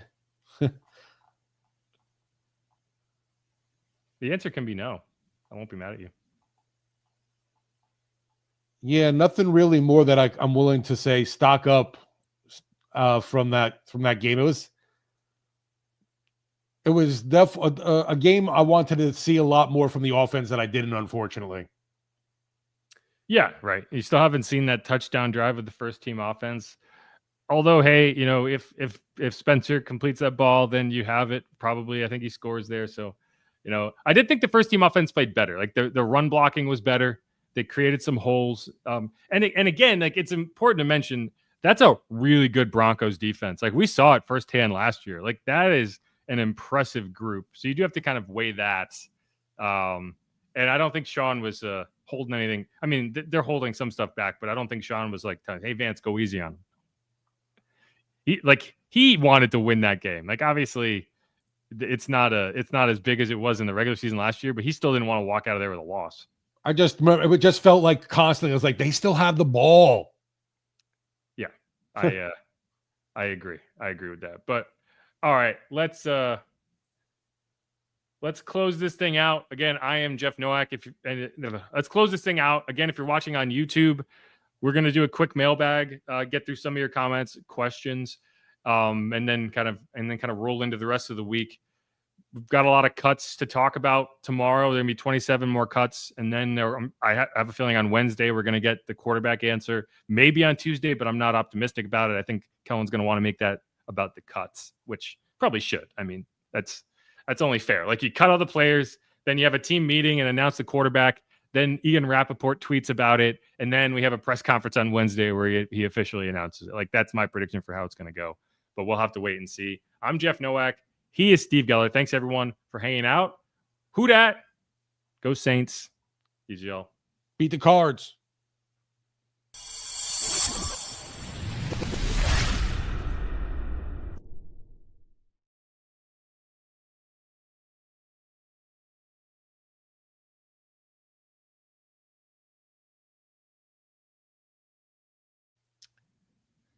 All right. Woo! You ready for this mailbaggy? Mailbag. Yeah, I can roll. Yeah, go ahead. Oh. Welcome back into Inside Black and Gold, another edition of your favorite Saints podcast. Steve Geller, Jeff Nowak. Preseason over, getting ready for the real deal, and still looking for answers at the quarterback position, although we kind of have a pretty good idea who that guy's got to be. I want to get into all things, leading up to the regular season that you may have a question on in this edition of our mailbag of Inside Black and Gold, where we get to your questions that we key in on. Yes, that is what we're going to do. That's what we're going to do. And I think we could start here. Angel Morales says, I clicked it, didn't show up. He says, I think they're going to be active in the cut market. And, I do think so. We talked about offensive line. That's the obvious question, right? And so I guess my question, I know this isn't what you asked, but I think this is what I want to talk about, is outside of offensive line, which is obvious, do you see any other positions that you would say, man, the Saints should be scouring the transaction wire, looking for potential waiver wire additions at this spot? And again, we know offensive line. You can't say that. This got to come up with a different one. What would your answer be? I would say probably corner and tight end. Why? Give me more. The corner spot, just because I feel like they're still in need of guys there, despite some of the pieces you may like. I'm still looking to upgrade all over, even potentially with Alontae Taylor. Who knows how long he's going to be out? Just some more depth at corner and tight end. I'm still not sold on anybody. I like what I've seen from some of the guys like Jack Stahl, and we had just talked about previously with Trayton Welch.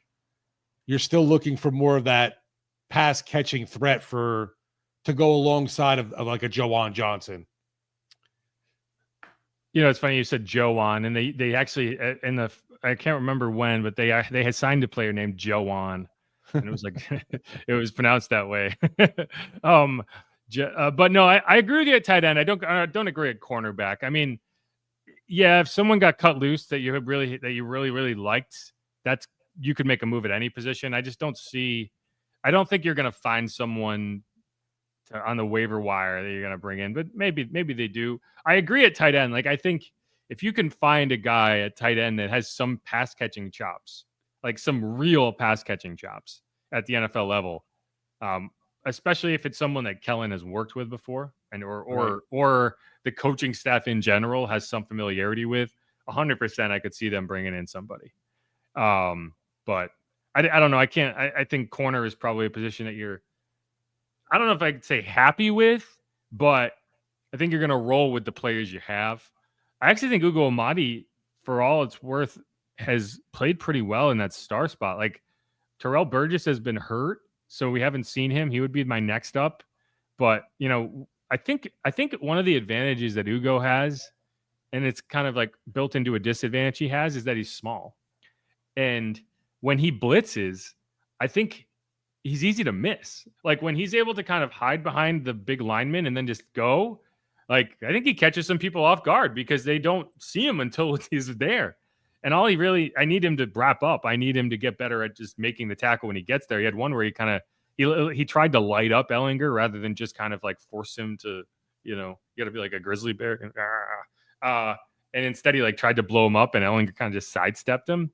But it was still a well-timed blitz. Like if he just gets his arm on him, maybe even knocks the ball out. So, there were some good things there, but we'll see. Will Hildebrand, said Clyde Jr. got a shout out. It's like, yeah, I remember cats' names. I have an easier time remembering cats' names than I have remembering people's names. It's a character flaw. So, yeah, I'm going to bring up Clyde again. Every time you comment, I'm going to mention Clyde. Steve, what's your dog's name? Rex. Rex. What's the story behind Rex? No real story. It sounded very New Orleans-y. I figured. Okay. Like the crew of Rex. Just a good dog's name. It's solid. Yeah. No, it's a traditional. It's like a classic dog name. There you go. Right. Yeah. My dog's name is Bailey. It's like, I have never actually named a dog. The dogs have all arrived to me with names that they knew. Like my old dog's name was Zuma and I didn't name that dog. But I learned in the aftermath, because I don't have kids, but the person who gave him to us has kids. And I believe what happened is that he let his kid name the dog, and a dog from Pog Patrol was named Zuma. So, and so like whenever I would meet an adult without kids, an AWOC, they would say, that's a weird name. I'm like, I know. And then I would meet an adult with kids and an AWK, if you will. And, they would be like, oh, like in Paw Patrol. I'm like, but the funny thing is, the dog in Paw Patrol named Zuma is the water dog. And Zuma, my Zuma, hated the water. He wouldn't swim. Anyway, he was built like a submarine. The irony. Anyway, that's the dog thoughts. But yeah, I also have a cat named Mudbug, if anyone's wondering. Hey, anytime ESPN Ocho starts showing dog competitions, I'm in. Yeah, I saw a sprinting competition, and the best part was like slow motion. Anyway, Angel Morales says, how do you challenge a virtual measurement and win and then not allow the challenge on the next bogus spot? I think if Kellen had challenged, they would have looked at it, but I don't think he would have won it. So I think that's like, they didn't tell him he couldn't challenge. Kellen chose not to. Kellen chose not to challenge, but no, it's so stupid. It's so You're going to have to say that one over and over. Hein-Ho 15. Do you think Tyler uses the tight ends and running backs better in the passing games? I think people don't ask this enough. Yes and no. I mean, I think what you're reacting to here is that, like I said, I think Tyler plays a little differently than Spencer. And it's not to say plays better or worse. It's just their style of play is different in that Tyler seems way more likely when he's under pressure to kind of roll away from it and extend horizontally. Whereas Spencer, when he's under pressure, will roll away from it and tuck the ball and run. And so when you're doing it like Spencer is, you're saying, hey, these free 5 yards is mine. I'm taking it. And you walk away and you say, hey, 2nd and 5, 3rd and 5, whatever. It's a positive play. And I'm all about stacking positive plays. With Tyler, the way he plays is he's extending. And so you're more likely to try to get the ball to a running back. That's what you did on that play to Devin Neal. And you let Devin go get it. So like Spencer will throw to running backs and tight ends, but he's going to do it more in phase with the offense. Whereas Tyler, it seems he's more likely to get to his check down because he's not tucking it and running as quickly. And again, I actually think the way this offense is shaping up, Spencer's style of play gives you a better chance to succeed. Whereas long-term, I'd like the guy that extends and throws it. So, yeah, we might need you to take off pretty quickly, scrambling Yeah. He needs Spencer to take his wheels and take off. Yeah, it's just kind of an interesting dynamic because they do some things similarly, but they do a lot of things differently. And again, it's not about, oh, this is right, this is wrong. Like there's a lot of different play styles for quarterbacks in the NFL. It's just a very distinct difference for two guys. Like you would say both guys are mobile, but they do it in completely different ways. Jeremiah Bush says, sorry, gentlemen, I expect the optimism, but both of these guys are fighting for the backup QB role next season. 4 wins will be a dream. Welcome to Turnover University.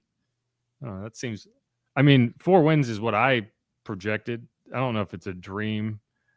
It's hard to lose more than 12, 13 games. Like even the worst teams, unless you're trying. I know. I did pick a 6-win season, and I wanted to renege on that. 6 wins could happen. That seems like the ceiling, though. My personal philosophy is that there has never been an NFL team that can't win 8 games. Like, and you're going to put a percentage on it, right? Like, what I think that's how we should look at it is not how many wins or losses, is what is the percentage chance for this particular team to get to 8 wins? And 8 wins can be 9 wins. That week 18 is kind of that buffer, right? Even like the 0-16 Lions. Yeah. Now it's not that every team is likely to get to 8 wins. I'm just saying there is scenarios baked into every season where every team can get to 8 wins. Now, in the Saints case, it's not a question of whether they can. It's a question of what percentage is that, and I would put that percentage at maybe like 10. And that's really low. Like you look at a team like the Chiefs, what's their percentage to get to 8 wins? Probably like 98, right?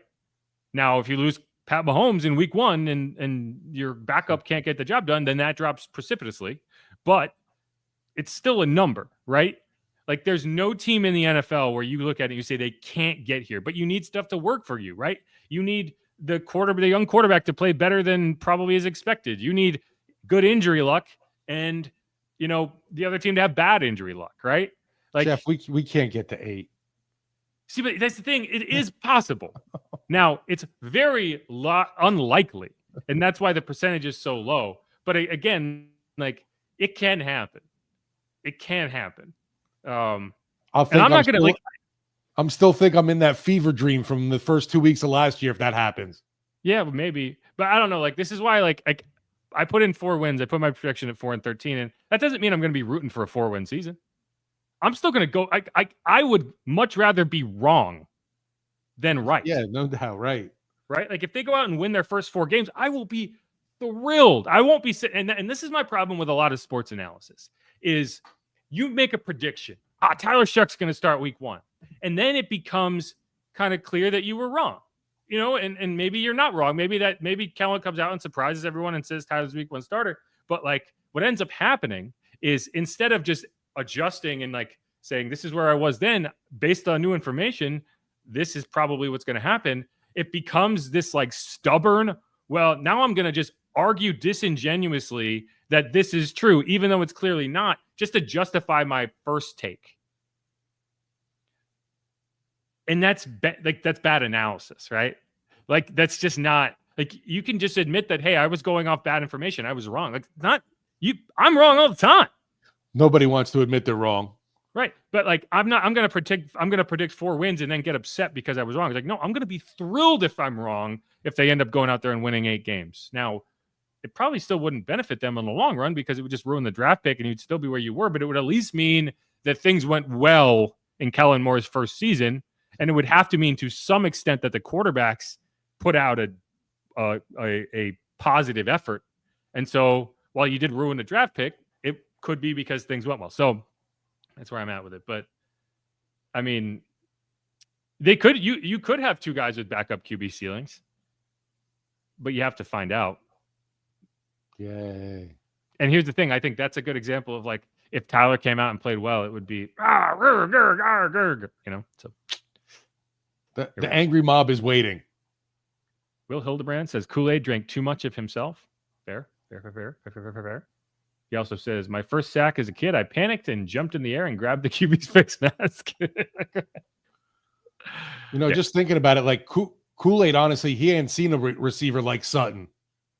No, not on the Saints. Like all offseason, like we've been saying, all they have is tiny little guys. Like this is the first opportunity he's really had to go out. Like, and he also didn't play against the Jaguars, right? So he had one preseason game against the Chargers. Only played a couple series. Yeah, I mean, how was the Rams? Because they got at least 2 decent studs. See, I didn't get to watch the defense against the Rams. Although Bobby did say that Devontae Adams did beat him a couple times. So, another good example of like a big physical receiver. So it's Devontae Adams, for crying out loud. And one note about Kool-Aid is he didn't lose, but he dropped 12 pounds in the offseason because he felt like he would play better if he was a little lighter. And that might cost him in those matchups, right? Like that's one of the negatives of dropping the weight is, you get bullied a little bit more. One more thing from 992 RIS. Let's take a quick break and come back. It says, thoughts on the linebackers behind Davis and Werner. I've been pretty loud about this, and I think the linebacker room is really impressive behind DeMario and Pete, and I also like DeMario and Pete. So I think the linebacker room is in really good shape. I think DeMarco is a quality backup that can also contribute on special teams. I think Jalen Ford and Isaiah Stallbert are just elite athletes that can contribute in a lot of ways. And I think Danny Stutzman, has a chance to be a really good linebacker in this league. And I think one of them is going to be, I think Danny's going to be kind of your Pete Werner backup, and DeMarco is going to be your DeMario backup. Although I have seen Jalen Ford making the mic calls too, so he's kind of in that range. I think you keep 6 of them, and that's a lot for the inside linebacker spot where you only play 2 at a time. But I think one of the reasons you end up keeping 6, and we talked about this on the pregame show, not necessarily on the pod, but like Darren Rizzi was in the building on Saturday, and I think it's fitting because one of the reasons I think you're keeping 6 is because Darren went out to Denver and had to kind of leave behind the special teams core that he has spent years scouting, identifying, trying to convince the front office to bring in, and then developing, right? Like, you don't think that he would be tugging on Sean's sleeve saying like, hey, Isaiah Stallbert. I like Isaiah Stallbert a lot. Go get Isaiah Stallbert. We have a roster spot. Cut that guy. Cut that idiot. I don't like him. Get Isaiah Stallbert. Get Jalen Ford, right? I would bet money that if some of these guys hit the waiver wire, he's going to be all about it. Now, he might not get his way. He's not the head coach. He's not the GM. He doesn't get to make those decisions. But he is a well-respected special teams coordinator. So, like, if I'm the Saints and I'm looking at it and saying, and I put Josiah Ezerim on this example, and maybe that's why you cut him, because Darren's not coming after Josiah Ezerim. So if I had to pick between Ezerim and Stallbert, I'm picking Stallbert because I don't trust that I can get into my practice squad. And so that's part of the reason I'm keeping 6, but also because I like these players and I'd like to keep them around and develop them. So those are my thoughts on the linebacker room. Yeah, I feel like we've been high on Stutzman, but he hasn't done as much as initially he came out the gates. I think he's made some nice plays. He's a rookie, right? Yeah, right. He's a rookie in his first preseason. He made a nice play against the Jaguars. He broke up a pass. I think he has good instincts as a player. Like I don't watch him out there and think like he's got no idea what he's doing. Like he's usually in the right spot. He's missed a couple tackles, but everyone's missed a couple tackles. Tackling in the preseason is an atrocity. And that's true for the first like 2-3 weeks of the season too, because you don't practice tackling until you get into a game.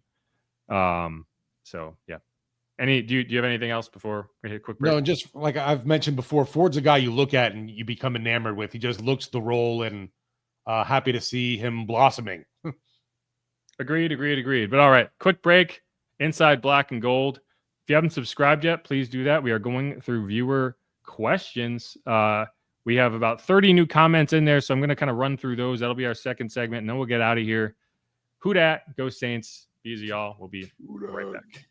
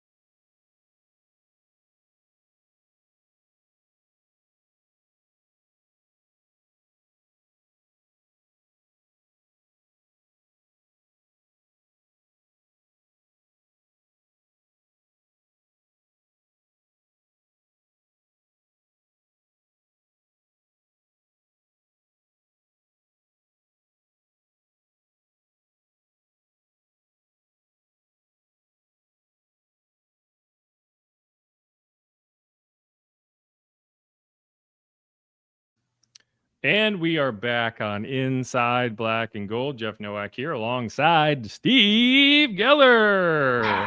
You're up next on The Price is Right. Now, I'm dying to one day end up on any game show. you say that until you realize in order to get on the game show, you have to sit through like a 6-hour taping. I'll do Like, it. oh, remember that. Anytime you see those people like running down all excited, they've been there for probably like 4 to 5 hours. That is all manufactured enthusiasm. It's like me waiting on a Saints practice. Yeah, true. That's what I tell people whenever they ask me, what's something about covering sports that most people don't know? And it's that most of it is waiting around to operate on someone else's schedule. Like, there's so much just sitting around and waiting. You would never guess how much time we spend just kind of like, but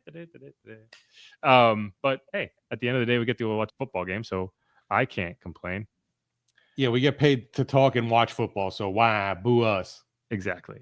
But okay, so a few other things. Angel Morales says thoughts about Jasheen Davis being let go. We're still going through the mailbag. And, I think Jasheen is probably a guy that you look at as a, potential practice squad guy. For sure. He did flash in training camp a few times, but that's kind of – training camp can be tough because there are guys who have big moments and you want to talk them up. And you say, wow, he had 3 sacks in one practice. But then it's like, like people remember that and like, oh, I can't believe they cut this guy. I'm like, yeah, but he would have needed to keep doing that over and over again to make the roster. And in reality, it's just, hey, he caught the eye of coaches, and maybe that's enough to keep him around. Maybe that's enough for another team to come in and scoop him up. But like, this defensive line was always going to be tough to crack. And there were no injuries, thankfully, to take us to open up a spot. Right. And that's probably the only way that a guy down the line was going to make this team at the edge rusher spot, at an interior defensive line spot, is if there were injuries. Yeah, I don't think Jasheen, no matter what he did, even was going to be your 53. But practice squad, if you can get him there, I think he'll be one of those ads. Correct. Will Hildebrand says, I'm going to draft Blake Grupe first round, like when the Saints drafted the punter from Texas, something. I think you're referring to the legend Russell Erxleben. And yes, that's exactly what I'm going to do. I'm going to take Blake Grupe first round and laugh my way to the bank, suckers. We got to look up the record for most kicks made in a season. 32 by Will Lutz in 2019. No, all time. Oh, all time in the NFL? Hey, Grok. Hey, Grok. What is the record for most kicks made in a season? Let's see if Grok does have an answer. You can rely on our synthetic friends. We're thinking.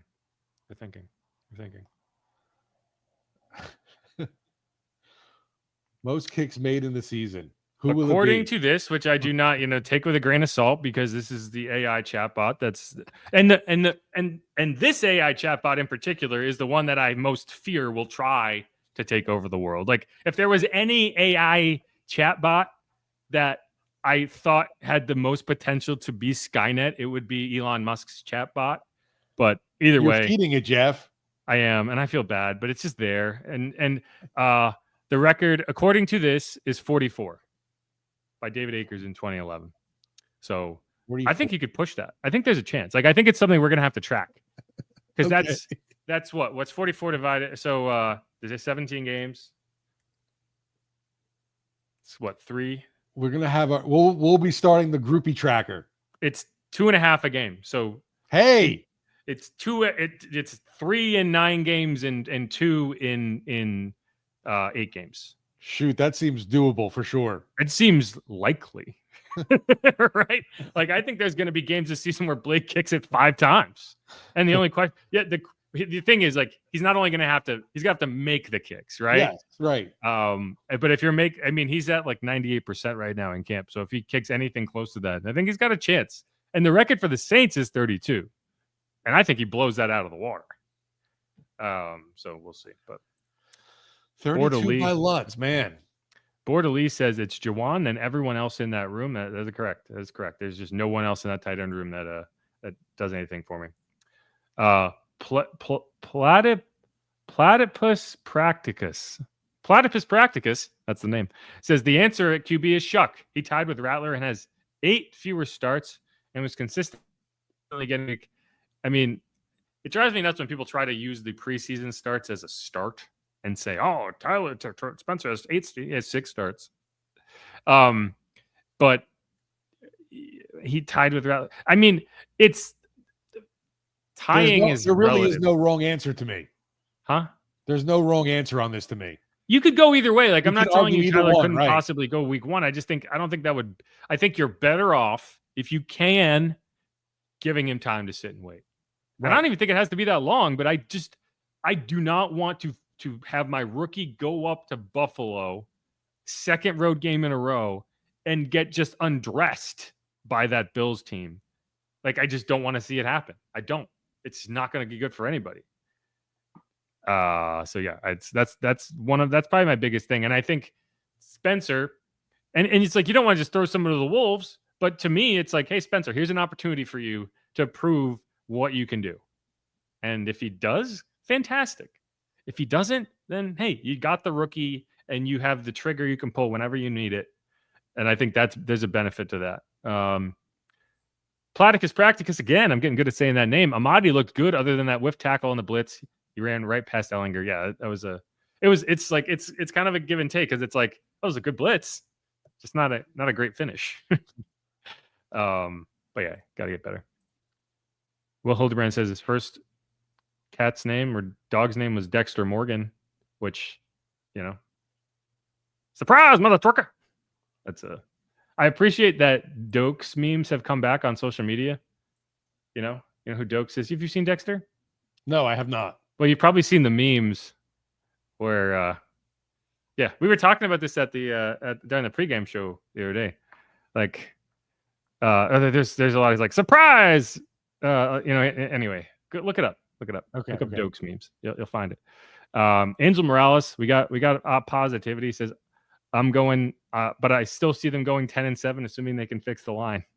So we got somebody. And here's the thing, like, people are like, oh, you're so stupid. I can't believe you predict something like that, blah, blah, blah. Like, we should all be hoping for that. Like, again, that's my problem. It's like, at the end of the day, like, you can be negative all you want, but like, you should go into every game being like, man, I hope they win. Like, if you're rooting for them to lose just so you can be right, then that's a problem, in my opinion. I'm all about winning just because I want joy. I want joy doing pregame, postgame, and podcasting. Exactly. Right. I don't know. We'll see. Like, winning's predicting, fun. Winning's fun. It is fun. Like, the most fun I had in years was this week 1 and 2 of last year.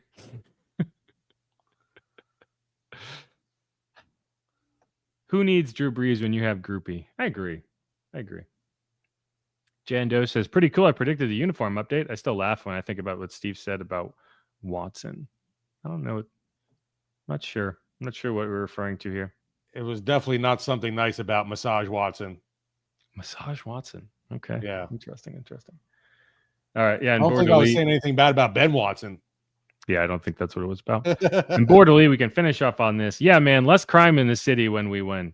Yeah, and there was a study done. I can't remember who did it, but it was a study that judges gave out less harsh sentences when when the Saints won. Like, if you like, the correlation between longer prison sentences and Saints losses was like 1-to-1.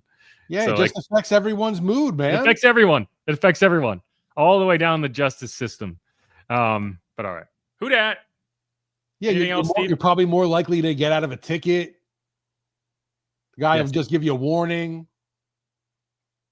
Okay, I agree. Yeah, everyone's in a better mood. It's just a fact of life. We're not here bitching the entire time and trying to find positives and silver linings. Exactly. But all right, who dat? Go Saints. Bees y'all.